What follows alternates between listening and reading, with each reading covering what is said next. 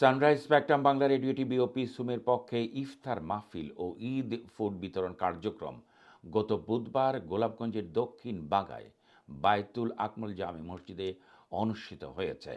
তার আগে ওই দিন বিকেলে সিলেট শহরের কোয়ারপাড় ও লালাদিঘির পাড় এলাকার কিছু সুবিধাবঞ্চিত মানুষের মাঝে ঈদ ফুড সামগ্রী বিতরণ করেন রেডিও টিভি ও পিসুমের বাংলাদেশ চ্যাপ্টারের প্রধান পৃষ্ঠপোষক ও উপদেষ্টা রোটারিয়ান হুমায়ুন ইসলাম কামাল ও ইফতার মাহফিল পূর্ববর্তী দোয়া পরিচালনা করেন হাফিজ জহুর আহমেদ। পিস হোমের প্যাট্রনদের মধ্যে আরও যারা উপস্থিত ছিলেন হাফিজ জসিমউদ্দিন পিপলু, জিলুর রহমান শিলু, জাহাঙ্গীর আহমেদ টিপু, আহমেদ আরাফাত, মোহাম্মদ আবির, বাংলা টিভির সিলেট প্রতিনিধি এম আলমগীর ও এলাকার মুসলিয়ানরা। Sunrise Spectrum Bangla Radio TV ও পিসুমের সকল প্যাট্রনদের জন্য ও মুসলিম উম্মার শান্তির জন্য বিশেষ মোনাজাত করা হয়।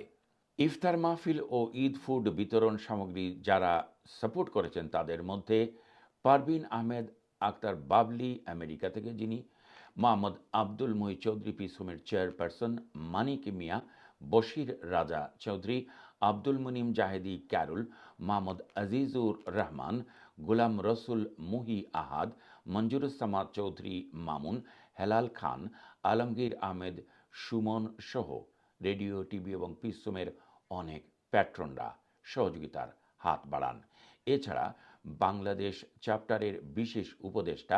বিডিআরের সাবেক মহাপরিচালক মোহাম্মদ আজিজুর রহমান বীর উত্তম, যিনি গত ডিসেম্বরের ২৬ তারিখ